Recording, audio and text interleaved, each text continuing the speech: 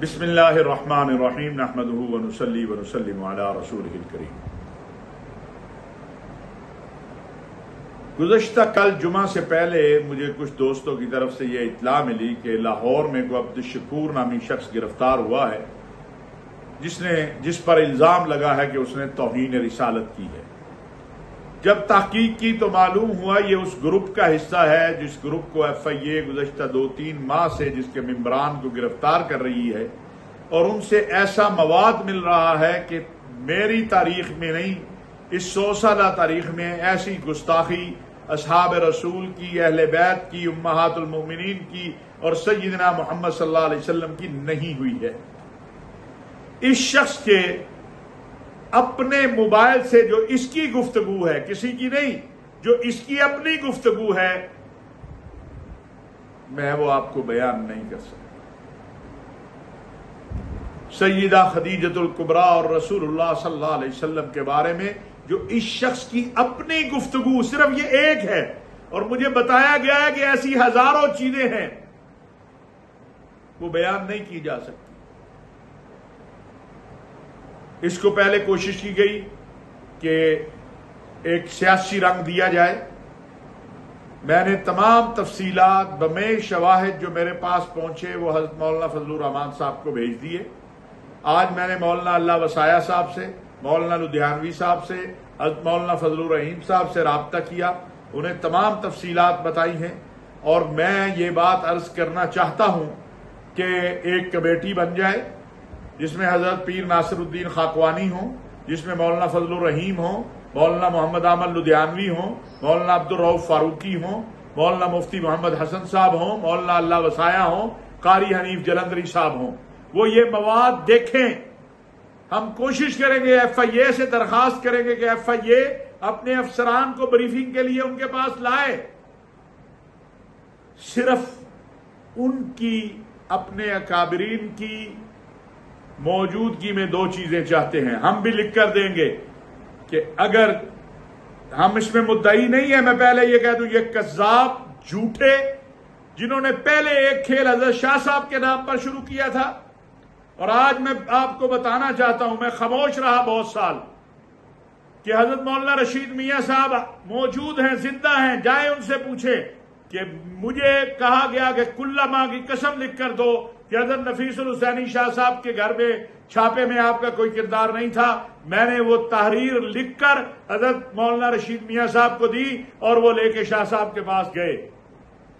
میں تو ملک میں نہیں تھا جس وقت وہ چھاپا لگا تھا، کہ ان لوگوں نے وہ چھاپا مروایا تھا، کیا ہوا تھا، بہت سے لوگوں کو علم ہے۔ اور آج بھی میں کہتا ہوں کہ اگر اس چھاپے میں میرا 1% بھی کردار ہو تو اللہ تبارک و تعالی مجھے دنیا آخرت کی سعادتیں نہ بخشے۔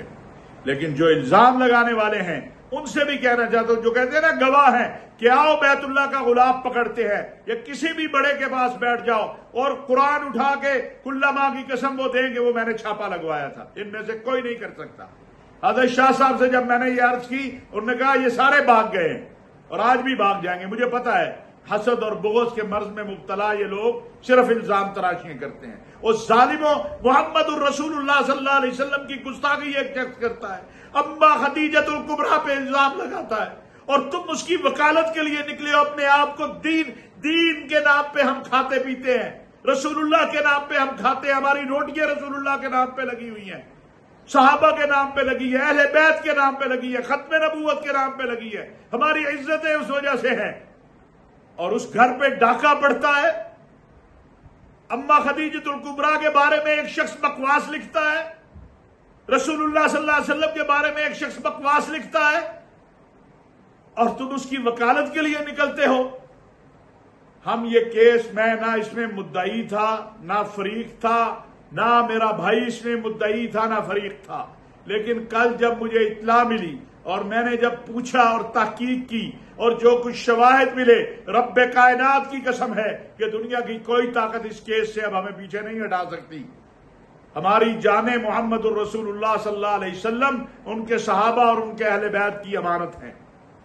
یہ اکابرین بیٹھے، ہم ان کو مواد دکھائیں گے۔ اگر یہ کہتے ہیں یہ گستاخی نہیں ہے جو ہمارے نزدیک اس صدی کی نہیں، پتہ نہیں کتنی صدیوں میں پہلی بار اس طرح کی گستاخی ہوئی ہوگی. وہ گستاخانہ مواد اس گستاخی سے زیادہ ہے، ان خاکوں سے زیادہ ہے جو فرانس میں بنے ہیں.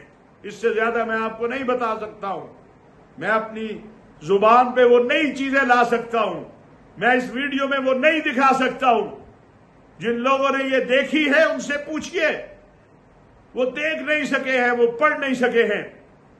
شرم آنی چاہیے کہ سیاسی اپنے جرائم کو، جرم کیا ہے؟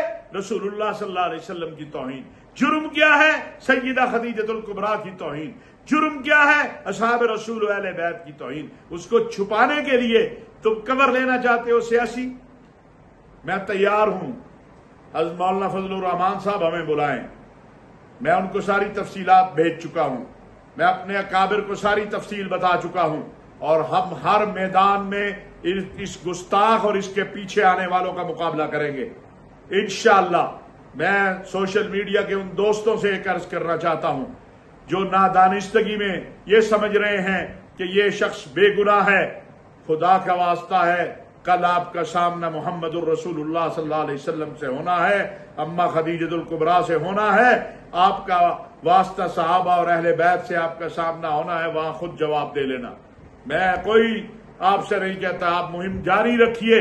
ہم سمجھتے ہیں اس ظالموں کو، یہ آدمی رسول اللہ کے نام پہ بھی سیاست کرتا ہے. یار میری کیا اس سے دشمنی ہو سکتی ہے؟ میں تو اس کو جانتا بھی نہیں ہوں. یہ کس لیول کا آدمی ہے، اس کی کیا، اس کا کوئی نام ہی نہیں جانتا. یار اللہ نے، میں اس مالک کا شکر گزار ہوں، دین کی برکت سے پوری کائنات میں ہمیں جو نام دیا ہے، تو میرا اس کا کیا مقابلہ ہے؟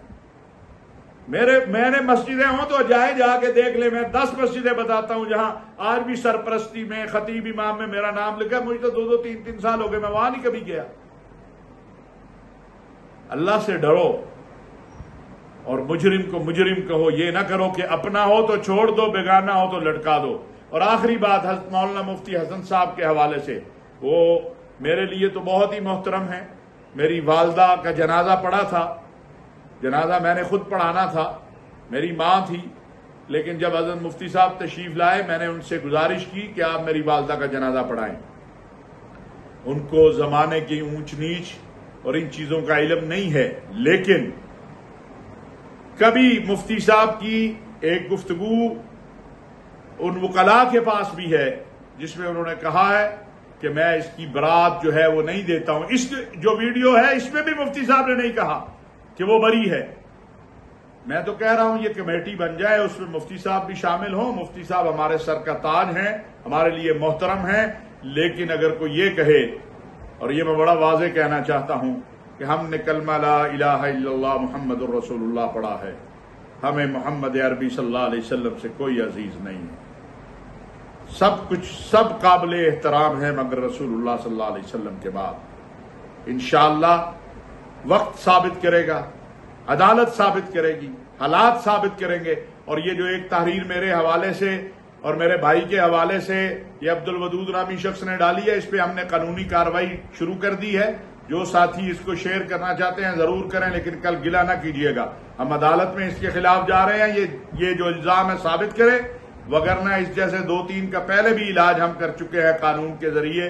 قانون کا راستہ اختیار کرتے ہیں. ہم بدماشی نہیں کرتے، گالی نہیں دیتے، ہم مسلمانوں کو کافر نہیں بناتے.